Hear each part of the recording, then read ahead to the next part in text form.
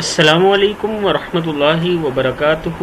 Learn Quran word by word اور عابد راجہ channel کی طرف سے آج میں آپ کو حدیث مبارک بتاؤں گا۔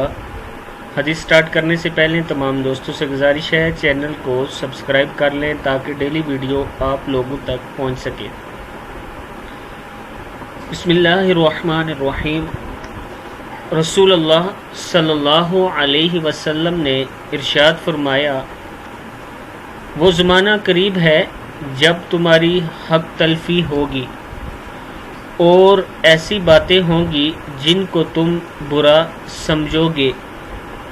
لوگوں نے عرض کی، یا رسول اللہ صلی اللہ علیہ وسلم، ایسے وقت کے لیے آپ صلی اللہ علیہ وسلم ہمیں کیا حکم دیتے ہیں؟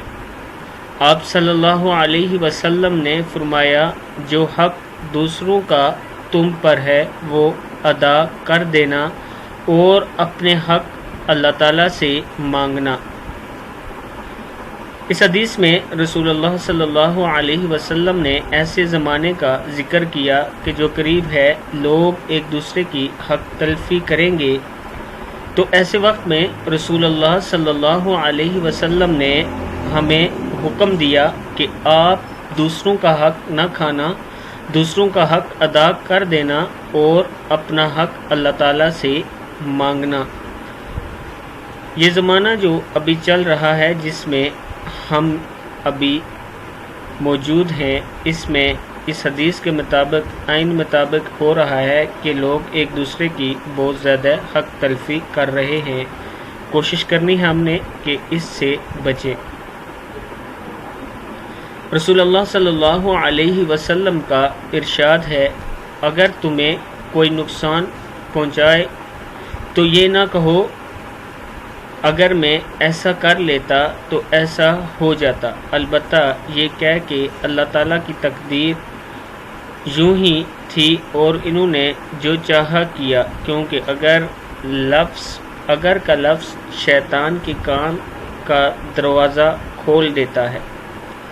پھر سن لیں، رسول اللہ صلی اللہ علیہ وسلم کا ارشاد ہے، اگر تمہیں کوئی نقصان پہنچ جائے تو یہ نہ کہو، اگر میں ایسا کر لیتا تو ایسا ہو جاتا، البتہ یہ کہو کہ اللہ تعالیٰ کی تقدیر یوں ہی تھی اور انہوں نے جو چاہا کیا، کیونکہ اگر کا لفظ شیطان کے کام کا دروازہ کھول دیتا ہے۔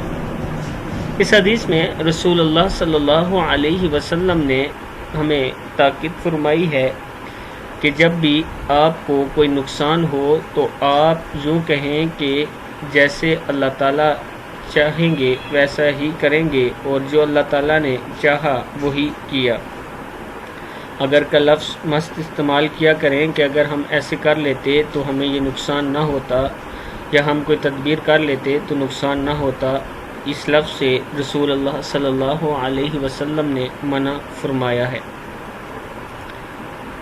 تیسری حدیث ہے، سیدنا انس بن مالک بیان کرتے ہیں کہ رسول اللہ صلی اللہ علیہ وسلم سے ایک دیہاتی نے سوال کیا کہ قیامت کب آئے گی؟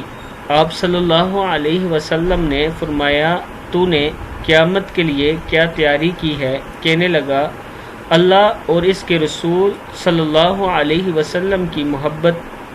فرمایا، تو انہی کے ساتھ ہوگا جن سے محبت کرتا ہے۔ مسلم کی حدیث ہے۔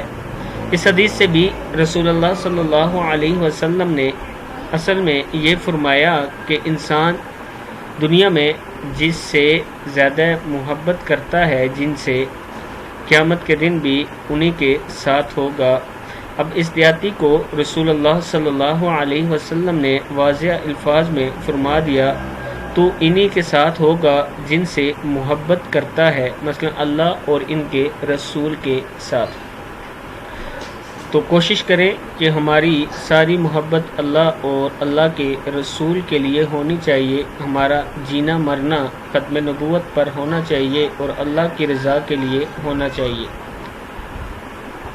تو آج کی 3 حدیث آپ لوگوں تک پہنچائی ہیں میں نے، امید کرتا ہوں کہ آپ لوگ ان پر عمل بھی کرتے ہوں گے اور آگے شیئر بھی کریں تاکہ دوسروں تک پہنچ سکے۔ السلام علیکم ورحمۃ اللہ وبرکاتہ۔